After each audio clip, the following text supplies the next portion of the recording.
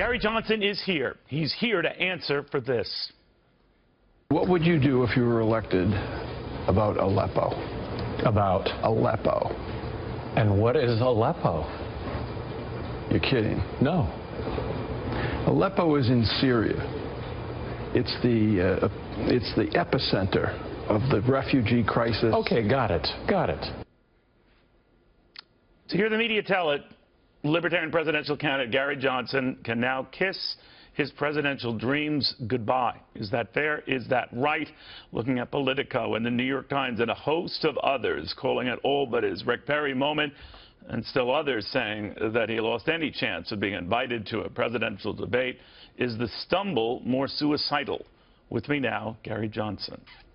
Governor, how are you holding up? Neil, I'm holding up all right. I'm going to try and make lemonade out of this is what I'm going to try and do, which is to talk about the policy in Syria right now. And Aleppo is at the epicenter of that policy. But you didn't seem to know that. Well, you know, I was thinking acronym when he said Aleppo, and guilty.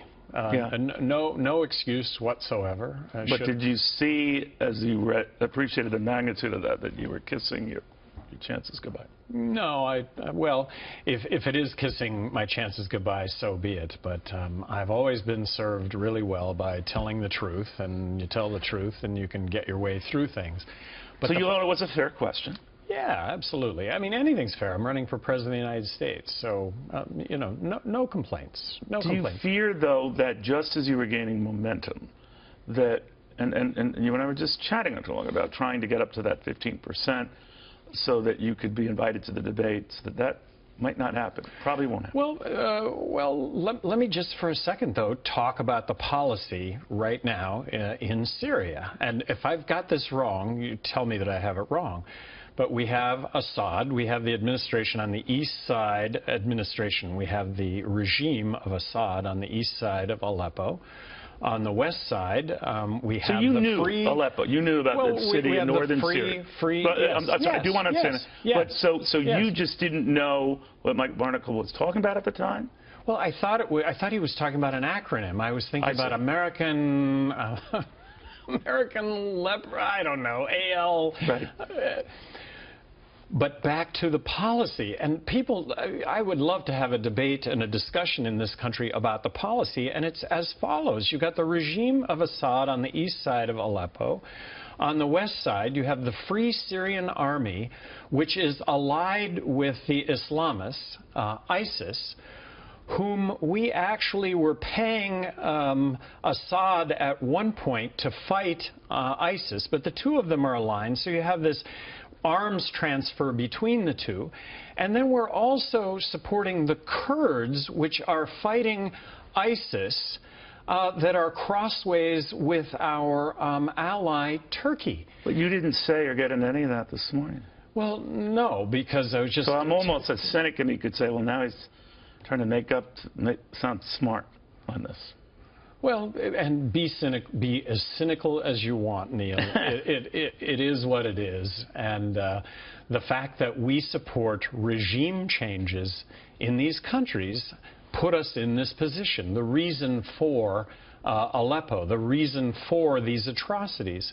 And talking about the atrocities, I would just maintain that as atrocious as these genocides are, we go in, we try and improve on those situations, and at best, they end up being the same, and in many cases actually end up being worse. So do you think, Governor, that this holding, whether it's Aleppo and you were caught off guard, it refuels an attack line that some have used against you, that you're non-interventionist, you don't like getting involved in this, and that because it's so against you, you're not up to speed on it, and that it's so you're viscerally against these involvements, and that you're just not a good anti-terror, deal with really bad guys type of leader, and that if you're looking for that, don't look to Gary Johnson.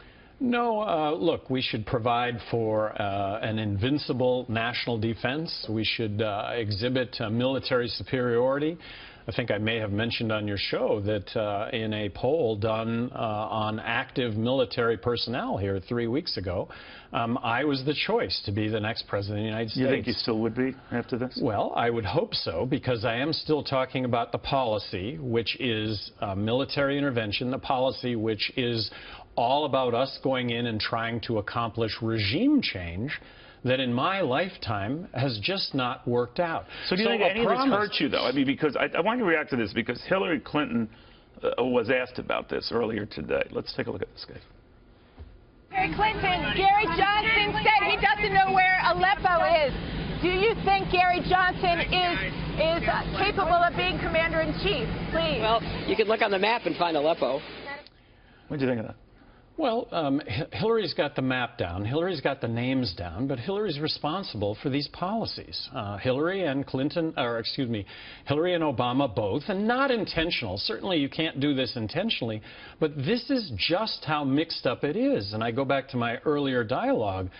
People need to recognize just how complex this is and how we're working both sides, and somehow magically it's going to work out in the end. I do have a promise, Neil, and the promise is I'm going to make mistakes going forward also. I would make mistakes as President of the United States, but I'd be transparent in that, hey, made a mistake, shouldn't have said what I said, or whatever it happens to be, move on. Whether or not that disqualifies me as being President of the United States, that'll be for people to determine. Have your people told you or expressed regret that this killed it for you? Well, no, because this day was going to happen. Right. I expected this to happen sometime. Was it Aleppo that I was learning from this? Gee, what subjects are going to be discussed today? Well, I guess what I'm going to say is that only yesterday you had Mitt Romney tweeting that you and Governor Weld, as your running mate, William Weld, former governor of Massachusetts, should be on the debate stages this fall. Have you heard from him? No, and he's probably ruining what he wrote, which is that we should be on the debate stage. Well, there had been talk that he was going to endorse you. Well, I hope I still am on the debate stage talking about the policy, not the place. And like I say... But I'm asking about Governor Romney. Has he talked to you post this? No. So the talk that he would formally endorse you for the presidency, is that out the window now? I don't know, Neil. Have you reached out to him? No, I haven't. I was heartened by what he wrote yesterday, which is to include me in the debates. And with regard to the debates, I think that what I'm pointing out here is contrary to what the policies will be going forward, which at best are really convoluted, and have us in this situation to begin with. The fact that we did get involved in regime change. This goes back to Iraq. Have you done any snap polling on this, or whether people who heretofore hadn't heard of you now are hearing a lot about you, and Hillary Clinton's responding to this and all? It's like out of the woodwork. Well, it is. It's kind of amazing, and I'm like I say, trying to make lemonade out of this. That we shouldn't be discussing the place Aleppo. What we should be talking about is the policy, which is so convoluted, and it's the result of our foreign policy that starts with regime change. But you find it weird that people who ignored you and everything you were saying are really focused on this, and I'm just wondering why you think that is. Well, when I was running for governor of New Mexico, there were these extreme areas of poverty around the border, Mexico, New Mexico. I was very aware of it. No water, no sewage. I was asked the question, what do you think about Colonias? This is when I was running for governor of New Mexico. I said, Colonias? What's Colonias? Colonias, it was headlines all across New Mexico. Johnson doesn't know what a colonias is. Well, it was the actual term applied to these poverty-stricken areas, of which I was very aware. Well, if this is going to disqualify me from being governor of New Mexico, so be it, but it's what happened. Do you think that if, let's say, you are able to make it to that debate stage, that you siphon more votes from Hillary Clinton than you do Donald Trump? An even mix? What do you think? Well, I think it's an even mix, and I think the polls to this point have shown that. Actually, they haven't. I mean, when it's just the two of them going, Hillary Clinton's lead is bigger. When you're included, it's narrower. Well, I think when it goes all the way to the election, that it'll end up being 50-50. That's what I think. And wouldn't be doing this if I didn't think that there's still the opportunity to win. And I am making a pitch here that I am a transparent guy, that I do tell the truth. And telling the truth, hey, if that results in this crashing and burning, you know what? So be it. It's what I have. It's who I am. It's the filter that I have, and the filter that I have is start with the truth, and you just don't go wrong with the truth. You had said later in the day, Governor, that you would have, obviously, as a president, you'd have, foreign policy briefings and updates on security affairs, and that you'd have people for this, which is all well and good. But it has fueled a debate whether Gary Johnson himself, an accomplished two-term governor, did a great deal, is just not up to speed running the foreign policy for this country. Well, and based on what happened this morning, look, I'll heap it on, guilty. But going forward, all you can do is wake up tomorrow, smile on your face, keep after it, and really, this is. Would you be tough on terror? Would you deal with this refugee crisis?